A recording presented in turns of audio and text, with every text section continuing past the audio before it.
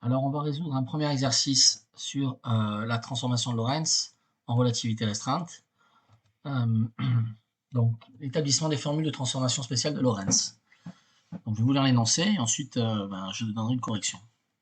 On considère deux référentiels galiléens. Donc, un premier référentiel grand R représenté par OX, Y, Z et R', O', X', Y', Z', d'axes respectivement parallèles.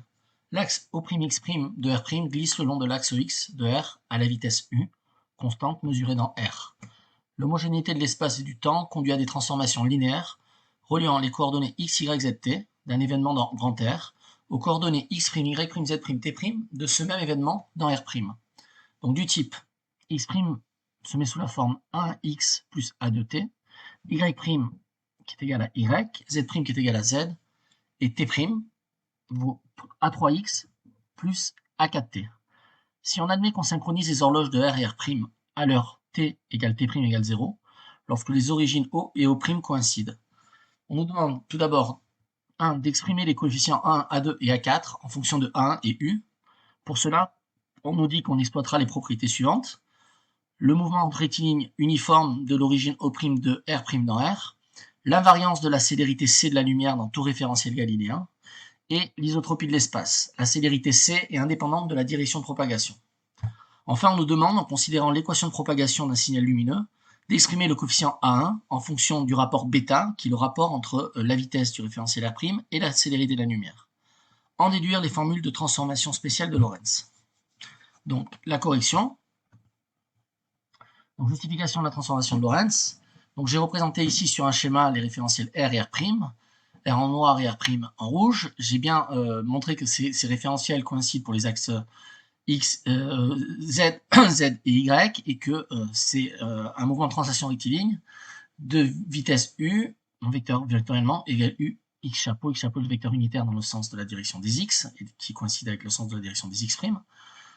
Alors, nos formules de Lorentz qu'il faut connaître nous donnent l'expression des nouvelles coordonnées spatio-temporelles de notre référentiel R' par rapport à notre référentiel R. On a x' qui est égal à x moins vt sur racine de 1 moins v carré sur c2, y' qui est égal à y, z' qui est égal à z, et t' qui est égal à t moins v sur c2 x sur racine de 1 moins v2 sur c2. Donc on va vouloir démontrer, en fait, on va vouloir revenir à ce jeu de transformation-là. Okay, on nous dit que le référentiel R coïncide avec le référentiel R', à t égale t' égale 0, O égale O'. Donc l'homogénéité et l'isotropie de l'espace et l'homogénéité du temps vont imposer que la transformation soit linéaire. On nous donne l'expression de la transformation linéaire.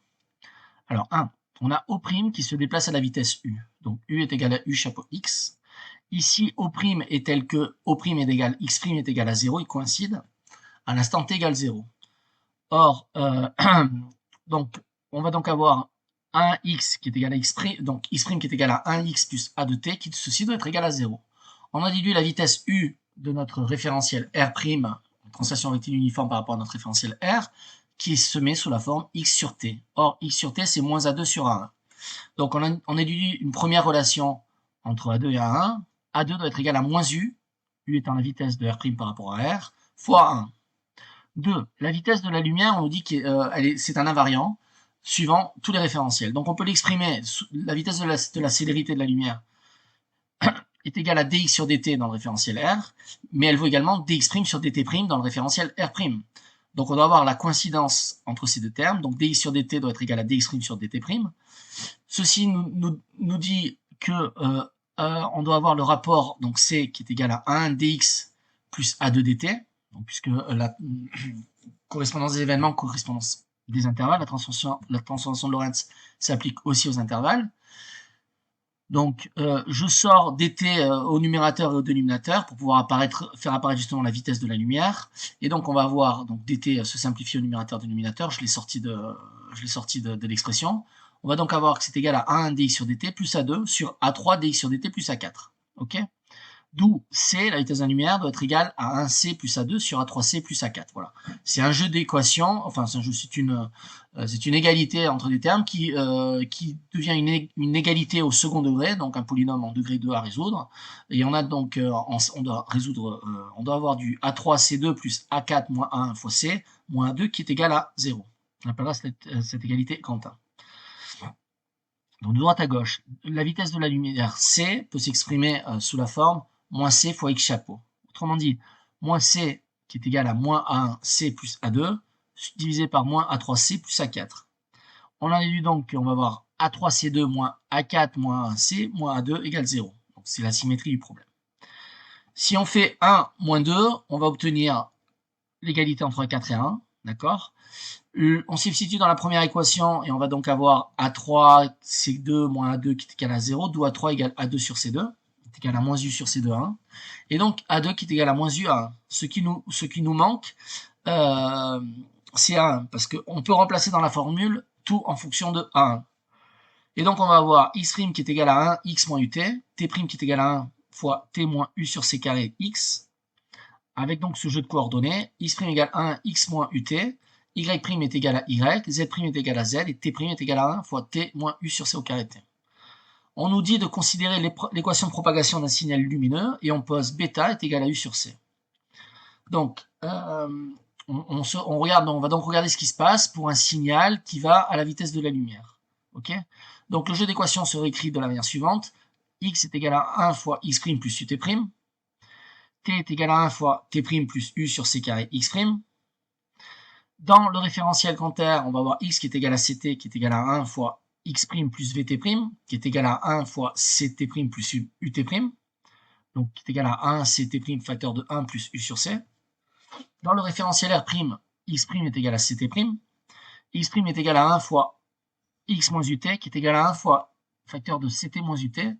On sort l'expression ct on la met en commun, et on a c'est égal à 1 ct facteur de 1 moins u sur c. Et là, on fait apparaître le coefficient bêta.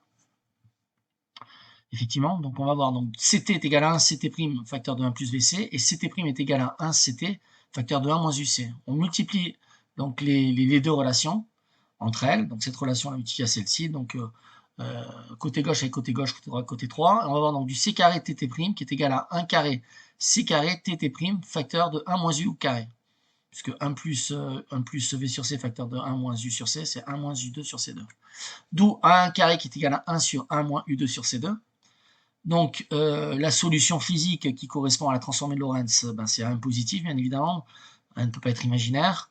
Donc 1 est égal à 1 sur racine de 1 moins u2 sur c2. Donc l'hypothèse de linéarité d'un espace homogène isotrope nous donne effectivement cette relation-là. Voilà. Je vais m'arrêter sur cette vidéo et je vais faire un prochain exercice dans une autre vidéo.